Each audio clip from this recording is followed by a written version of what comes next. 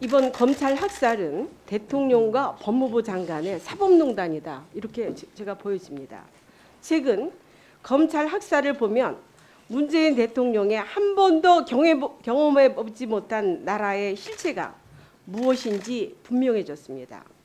헌법과 법률에 따라 개천에서 붕어, 가재, 개구리로 살아도 행복한 나라가 아니라 법무부 장관이 자신의 명을 거역했다며 검찰총장을 비난하는 대통령의 인사권은 절대적이라며 노골적인 봉건 왕조, 문재인 절대 왕권을 추구하는 나라란 것이 사실 이번 기회에 분명해졌습니다. 얼마나 무능하고 부패한 정권이기에 검찰개혁이란 명분으로 정권을 겨냥한 검찰 수사에 대해서 할 수 있는 수사 방해는 다 하겠다며 공공연하게 검찰총장을 겁박하는 정권이 바로 문재인 정권입니다. 그동안 여러 번 말씀드렸지만 국민이 선출한 대통령의 인사권은 무제한의 절대 권력이 절대로 아닙니다. 헌법과 법률이 테두리에서만 행사해야 하고 형식적인 절차상 문제가 없다고 해도 살아있는 권력을 수사했다면서 보복 인사를 한다면 그건 분명히 헌법 정신에 위배되는 것이다 보여집니다. 따라서 윤석열 검찰 체제에 대한 문재인 정권의 노골적인 검찰 해체, 사법 방해는 내로남불, 조로남불, 추로남불의 극치이고 뻔뻔하기 짝이 없는 행태입니다. 지난 1월 초 검찰 인사와 직제 개편 이후에 최강욱 청와대 공직비서관 기소를 날치기로 규정을 하면서 감찰을 언급한 추미애 장관의 행태 등 최근 격화되는 검찰 학살과 관련한 일련의 사태에 대해서 몇 가지 말씀드리겠습니다.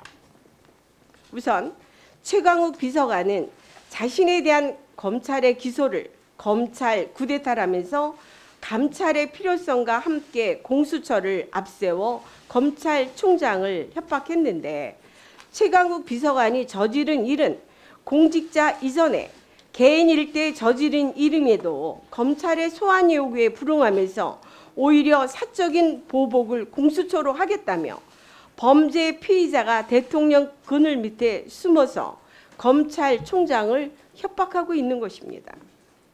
또 법무부 장관은 이에 화답하는 모양새로서 정상적인 검찰 수사를 방해하고 국가의 사법 절차를 자신과 정권에 유리하게 변형시킨 사법농단입니다. 추미애 장관은 청와대의 지시에 따른 사법 방해에 전이돼 역할 자임한 것 아니고 무엇이겠습니까? 또한 이성윤 서울지검장과 심재철 대검 반부패부장의 행태를 보면 청와대의 지시를 받은 추미애 법무부 장관이 꽂아놓은 검찰 간부가 조국 및 청와대 관련 사건에 부당한 영향력을 행사한 것이라는 국민들의 우려가 현실화되고 있는 것입니다. 특히 현 여권 실세 연루 의혹이 제기되는 사건, 즉 상상인 저축은행 사건을 수사하던 조세범죄수사부와 신라젠 수사부서인 증권범죄합동수사단이 직제 개편을 이유로 폐지를 시켰습니다. 이것은 무엇이겠습니까? 꼬리 자르기이자 검찰개혁을 빙자한 정권 차원의 조직 은폐입니다. 또한 울산시장 선거 개입 사건 관련해서 법원이 발부한 압수수색 영장에 대해서 청와대가 인권 침해라거나 불법한 수사라고 지금 주장을 하고 있습니다. 청원을 이유로 조국 관련 수사 검사들에 대한 조사를 국가인권위원회에 진정하면서까지 검찰을 겁박하는 것은 청와대가 정면으로 사법부의 권위를 부정하는 것 아니고 무엇이겠습니까? 결론적으로 문재인 정권의 추미애 법무부 장관인 지금 하고 있는 건 다름 아니고 검찰개혁이 아닙니다. 권력형 비리도 성역 없이 다루는 게 국민이 바라는 검찰의 본분이고 국민은 지금 그 길로 가고 있는 사상 초유의 윤석열 검찰 체제를 응원하고 있습니다. 이곳을 가로막는 것은 사법농단이고 명백히 독재국가로 가는 길임을 분명히 경고하는 바입니다.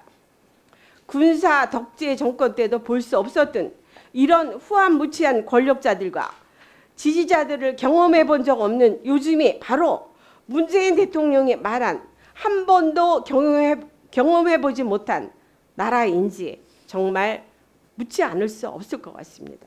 이상입니다. 예, 수고하셨습니다.